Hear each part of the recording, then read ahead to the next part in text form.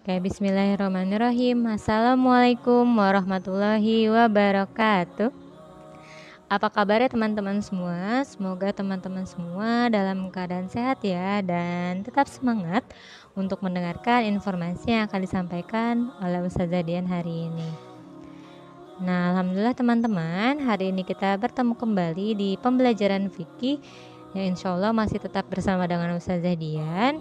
Namun sebelum kita mulai pembelajaran fikih hari ini, alangkah baiknya kita berdoa terlebih dahulu ya teman-teman, agar Allah Subhanahu wa Ta'ala memberikan kita kemudahan serta kelancaran dalam menyerap informasi hari ini dan juga dalam mengerjakan proyek hari ini. Sudah siap untuk berdoa teman-teman? Mari kita mulai ya. Sikap berdoa, tangannya diangkat, kepalanya ditundukkan. Doa sebelum belajar. Bismillahirrahmanirrahim. Rabbi zidni ilma warzuqni fahma. Ya Allah, tambahkanlah ilmu kepadaku dan berikanlah aku kefahaman. Nah teman-teman, hari ini materi kita di pembelajaran fikih yaitu mengenai sholat berjamaah. Nah, adapun pembahasannya yaitu yang pertama mengenai pengertian sholat berjamaah, yang kedua ditujukan untuk siapa perintah sholat berjamaah ini, yang ketiga keutamaan mengenai sholat berjamaah. Nah, mari kita bahas satu persatu ya teman-teman. Ya, kita akan bahas dari pengertian sholat berjamaah terlebih dahulu teman-teman. Nah, sholat berjamaah adalah sholat yang dilakukan secara bersama-sama oleh dua orang atau lebih. Nah, biasanya di dalam sholat berjamaah salah seorang akan menjadi imam atau pemimpin dan yang lainnya akan menjadi makmum atau pengikut.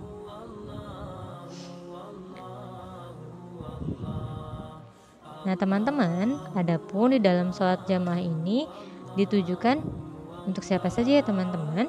Mari kita akan bahas. Nah, perintah sholat berjamaah ini ditujukan bagi setiap laki-laki muslim yang telah menginjak usia balik serta tidak dalam kondisi yang uzur. Nah, sedangkan bagi yang lainnya terdapat ketentuan sebagai berikut teman-teman. Yang pertama, bagi kaum wanita diutamakan melaksanakan sholat di rumah atau di musola dekat rumah. Namun, ketika wanita tersebut mau sholat di masjid, maka tidak boleh dilarang jika memang mau melaksanakan di masjid. Nah, Rasulullah SAW bersabda, "Janganlah kalian mencegah perempuan pergi ke masjid-masjid." Hadis riwayat Bukhari. Nah, memang keutamaan wanita tersebut yaitu sholatnya di rumah teman-teman. Namun ketika seorang wanita mau sholat di masjid, maka itu juga tidak boleh dilarang. Nah selanjutnya, bagi anak laki-laki yang belum menginjak usia balik, belum diperintahkan untuk mengikuti sholat berjamaah di masjid. Namun kedua orang tuanya wajib untuk mengajarkan kewajiban sholat serta mengajaknya untuk sholat berjamaah dengan mengenalkan adab-adab di masjid. Nah, bagi anak laki-laki yang belum menginjak usia balik, memang belum diperintahkan untuk mengikuti sholat berjamaah di masjid teman-teman. Namun, kedua orang tuanya tersebut wajib untuk mengajarkan tentang sholat, wajib untuk mengajaknya untuk sholat berjamaah di masjid, serta memperkenalkan adab-adab di masjid seperti apa. Karena ketika diperkenalkan dari usia dini atau dari kecil, biasanya akan menjadi pembiasaan untuk nanti ketika anak tersebut sudah menjadi dewasa, maka akan terbiasa ketika melaksanakan sholat di masjid. Dan biasanya adab-adabnya pun akan lebih mudah ketika diajarkan mulai dari kecil. Lalu yang ketiga, bagi kaum lelaki yang sakit atau penyandang cacat, jika sakitnya atau cacatnya itu menghalanginya untuk menunaikan sholat berjamaah di masjid, maka diberikan keringanan untuk tidak berjamaah. Rasulullah SAW pernah didatangi seorang sahabat yang buta bernama Ibnu Ummi Maktum. Beliau bertanya, "Wahai Rasulullah, sesungguhnya saya tidak mempunyai penuntun yang akan menuntunku ke masjid. Apakah saya mendapatkan keringanan untuk sholat di rumah?" Nabi SAW bertanya, "Apakah engkau masih mendengar azan?" Dia menjawab, "Ya." Sambung Nabi SAW, "Saya tidak mendapatkan keringanan untuk engkau." Nah teman-teman, selama kita masih mendengar suara azan, maka kita harus pergi ke masjid untuk sholat berjamaah bagi laki-laki dewasa yang sudah balik. Namun untuk perempuan bagaimana? Tadi kembali lagi, ketika perempuan tersebut lebih baiknya sholat di rumah, namun ketika mau sholat ke masjid maka tidak perlu untuk dilarang. Yang lebih utama adalah untuk laki-laki yang sudah dewasa atau yang sudah balik. Nah, pada kesempatan lainnya Rasulullah SAW pernah berniat untuk membakar rumah-rumah orang yang tidak melakukan sholat berjamaah di masjid.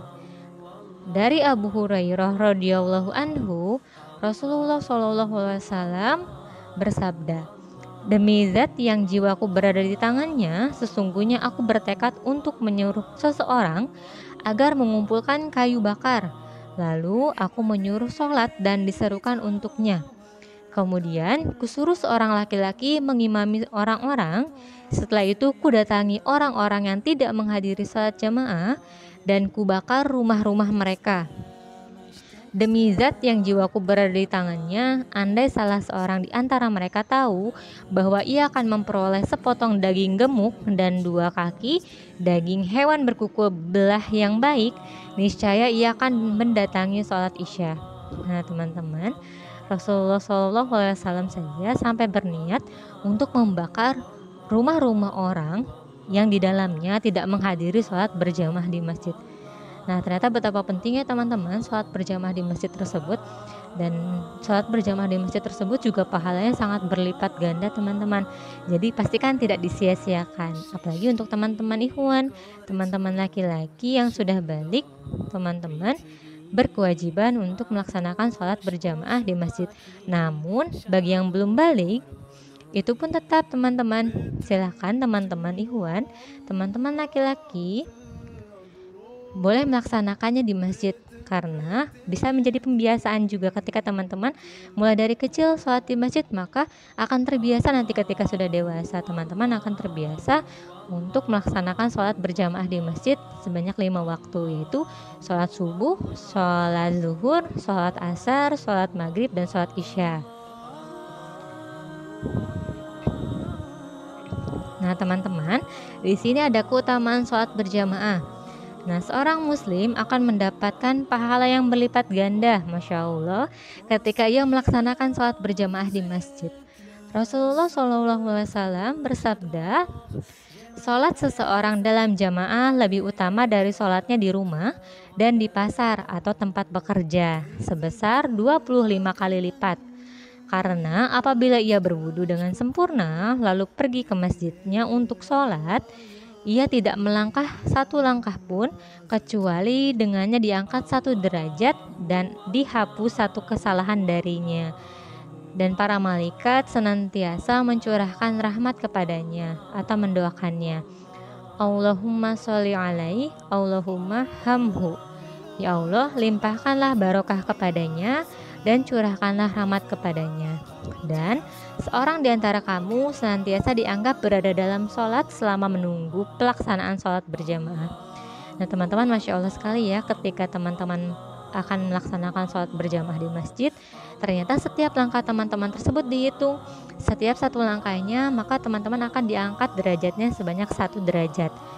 Lalu setiap 1 langkah teman-teman, maka dosa teman-teman, kesalahan teman-teman akan dihapus 1. Berarti kalau misalkan teman-teman dari rumah menuju masjid ada ribuan langkah, berarti teman-teman akan diangkat ribuan derajat oleh Allah. Dan juga teman-teman akan dihapuskan ribuan dosanya atau ribuan kesalahannya oleh Allah. Maka jangan disia-siakan teman-teman. Ketika teman-teman ada sholat 5 waktu, lalu teman-teman setiap sholat 5 waktu tersebut teman-teman pergi ke masjid, berarti banyak ribuan ya teman-teman, ribuan langkah teman-teman. Maka teman-teman dalam satu hari itu dosanya banyak sekali yang diampuni oleh Allah. Banyak sekali dosanya atau kesalahan yang dihapuskan oleh Allah. Masya Allah ya teman-teman. Nah, di sini ada bacaannya sholatnya teman-teman. Sholat 5 waktu atau sholat fardu. Ada sholat subuh, sholat zuhur, sholat asar, dan sholat maghrib, dan sholat isya. Nah, untuk sholat subuh, apabila teman-teman akan menjadi seorang makmum dan juga seorang imam, maka niatnya berbeda teman-teman. Ketika teman-teman menjadi seorang imam, maka niatnya seperti ini. Usolli fardu subhi raq'ataini mustaqbilal kiblati adaan imaman lillahi ta'ala. Itu jika teman-teman mau menjadi seorang imam. Lalu jika menjadi seorang makmum, nah, usolli fardu subhi raq'ataini mustaqbilal kiblati adaan makmuman lillahi ta'ala. Nah, itu jika teman-teman mau menjadi seorang makmum. Lalu untuk sholat zuhur, ketika teman-teman akan menjadi seorang imam, maka niatnya usolli fardu zuhri arba'a raka'atim mustaqbilal kiblati adaan imaman lillahi ta'ala. Itu jika menjadi seorang imam. Lalu jika menjadi seorang makmum, usolli fardu zuhri arba'a raka'atim mustaqbilal kiblati adaan makmuman lillahi ta'ala. Itu jika teman-teman mau menjadi seorang makmum. Lalu untuk sholat asar, jika teman-teman mau menjadi seorang imam, maka niatnya usolli fardu asri arba'a raka'atim mustaqbilal kiblati adaan imaman lillahi ta'ala. Untuk menjadi seorang makmum, usolli fardu asri arba'a raka'atim mustaqbilal kiblati adaan makmuman lillahi ta'ala. Nah, yang selanjutnya untuk sholat maghrib, jika teman-teman akan menjadi seorang imam, maka niatnya usolli fardu maghribi salasa raka'atim mustaqbilal kiblati adaan imaman lillahi ta'ala. Lalu jika menjadi seorang makmum, maka niatnya usolli fardu maghribi salasa raka'atim mustaqbilal kiblati adaan makmuman lillahi ta'ala. Itu untuk sholat maghrib. Lalu untuk sholat isya, jika teman-teman mau menjadi seorang imam, maka niatnya usolli fardu isya'i arba'a raka'atim mustaqbilal kiblati adaan imaman lillahi ta'ala. Untuk menjadi seorang makmum, usolli fardu isya'i arba'a raka'atim mustaqbilal kiblati adaan makmuman lillahi ta'ala.